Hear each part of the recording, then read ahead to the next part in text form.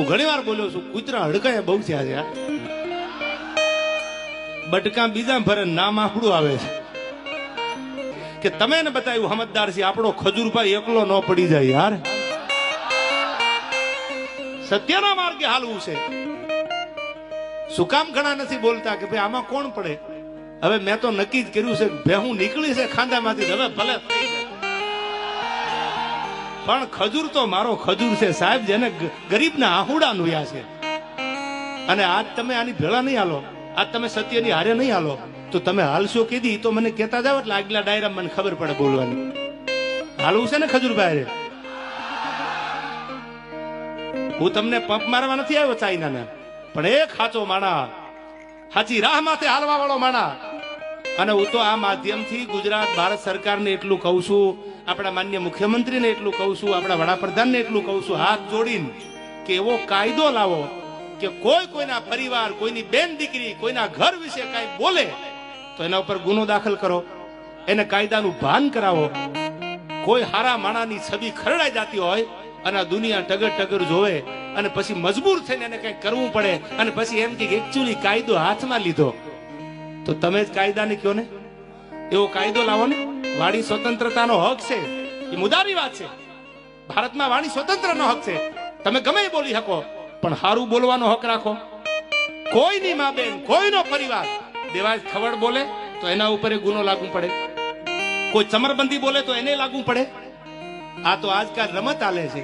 કોઈ હારો માણા આગળ જાતો હોય, કોઈ હારું બોલતો હોય, કોઈ હારું ગાતો હોય, કોઈ હારા કામ કરતો હોય તો બીજા મંડે બોલવા જેમ ફાવે એમ, એની છબીને બગાડવા માટે, ખાંદો મંડે ઉડાડવા, એની છબીને ખરાબ કરવા માટે. સાહેબ, મારે તમારા માધ્યમથી ખજૂરને કેવું છે કે અમે તારે હારેસી, જીવવાનું થાય તોય ભલે ને મરવાનું થાય તોય ભલે, તું તારે હારા કામ કરે જા. મારા બાપ, મારો ભોળો નાથ તારી હારે છે. ગરીબ માટે જેને કઈ કર્યું છે સાહેબ, જેના માથે નળિયા ન હોય, બોભારા માથે પાણી પડતા હોય સોમાહાના, એના ઘરે જઈ જઈ અને મકાન બનાવ્યા. પૈસાની વાત નથી કરતો, ડોનેશન આપે મકાન બને એ તો બરાબર છે, બનતા હોય, પણ પોતાનો પરિવાર મૂકીને ગામો ગામ, કિલોમીટર કિલોમીટર સુધી, હજારો કિલોમીટર એ માણસે કાપ્યા છે ને. તો હજી કહું છું કે આપણે આજ એનો સાથ નહીં આપી તો ખજૂર શહીદ થઈ જાય પછી આપણે ભેળા હાલશું? આવો હારો માણા દુનિયામાંથી વિયો જાય પછી હાલશું? એ વિચાર તમારે કરવાનો છે. તમે સમજદાર છો. ઘણા મને કહેતા તમારે ન બોલાય, તમે આવું કઈ ન બોલતા. એ ખજૂરભાઈ નો વિષય છે, પણ સત્યની ભેળો ન ઉભો રહતો તો હું મોટો ખદડો ગણાવું. અને જે થશે એ હવે ભરી પીશું, નસીબ અમારા અને મારા ખજૂરના. પણ તમને એટલું કહું છું કે મારા બાપ, જો તમે સમજદાર હોય, તમે ભણેલા ગણેલા હોય, તમારી આંખે જો જોતા હોય ને, તો આજ આ કળયુગનો આપણો રામ ઈ ખજૂરને એકલો ન મુકતા ગમે એ થઈ જાય, ભેળા હાલવું છે યાર. એની મોરલ નો તૂટી જાય, એના કામ નો બંધ થઈ જાય. આ એની મોરલ તોડવા માટે, એની મેન્ટાલિટી ડાઉન કરવા માટેના પ્રયાસો હાલે છે.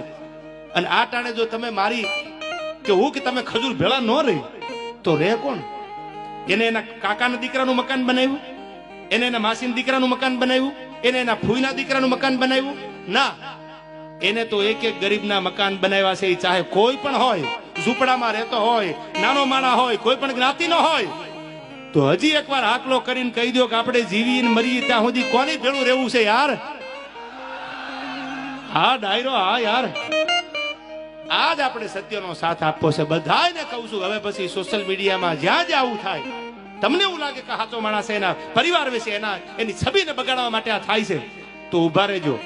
અને ટગર ટગર જો તમે જોશો ને તો એટલું યાદ રાખજો, 10 વર્ષ પછી, 5 વર્ષ પછી આ ઓડિયન્સમાં બેઠા ને, એનો દીકરો દાતાર બનશે, એનો દીકરો કલાકાર બનશે, આ બેઠા એમાંથી એનો દીકરો કથાકાર બનશે. તેથી આ અમારી હાલત છે ને, એ જ હાલત તમારા દીકરાની થવાની છે, એટલું યાદ રાખજો. આ કોઈની જાગીર નથી. દેવાજ ખબર તો આજ છે, કાલ નહીં હોય તો કોઈ બીજા ગાતા હશે. તમારો દીકરો કલાકાર બનવાનો છે, તમારો દીકરો ખજૂર જેવો દાતાર બને, કોઈ 5 મકાન કોકના બનાવે. આજ જો ટગર ટગર જોશો તો કાલ દીને આવતા વાર નહીં લાગે. સત્યને સાથ આપજો. અને સત્ય પરેશાન હોય, રાણા પ્રતાપ લડ્યા ને એટલે રાણાનો ઇતિહાસ છે. એને સેલ્યુટનું નામ પૂર્ણ શું કરી દીધી હોત તો કોઈ આજ મેવાડને યાદ ન કરતું હોય. આજ મારે તમારે સત્યના હારે હાલવું છે, સત્યની સાથે હાલવું છે. જે દુનિયાને કેવું હોય કે કે આપણે ન બોલાય ને આપણે આંખે ન થવાય. ખારા માણાની ભેળા ઉભા રહેજો મારા બાપ.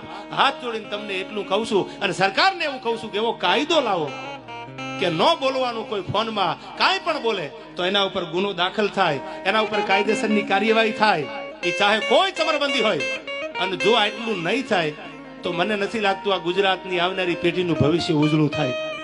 મજા આવે બોલી જાય, મજા આવે જિંદગી બગાડીને વયા જાય.